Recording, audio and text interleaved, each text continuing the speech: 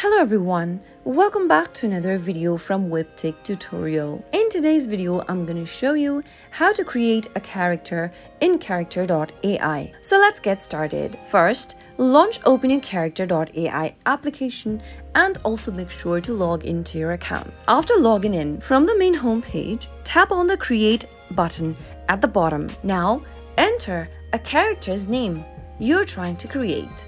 You can also include first and last names in the text box. Now, after you are done, tap next at the bottom. On the next page, you can go ahead and upload a photo for your character. Simply tap on the initial and select a picture from your gallery. After you select a picture, wait for it to load. Once done, you can tap the next button at the bottom right. On the next page, select a greeting for the character. Now, tap the next button at the bottom right.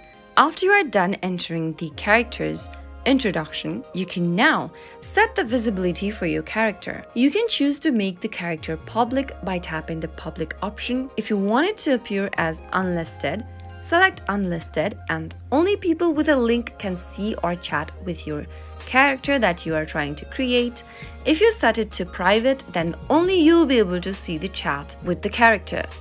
After making a selection, tap next at the bottom right again. You can add more options. Enable image generation by tapping on this little square box. Add subtitle for the character, descriptions, and the character's definitions. Enter all of the necessary information and tap create at the bottom right. And there you'll be able to create a new character in character.ai. You can now go ahead and start chatting with the character according to your need. That was how you can easily create a character on character.ai using the application. If you found the video to be helpful, go ahead and give us a thumbs up. Don't forget to subscribe to the channel by hitting the subscribe button. Press the bell icon so that you'll never miss another upcoming upload from us. I'll see you again in the next video. Goodbye till then.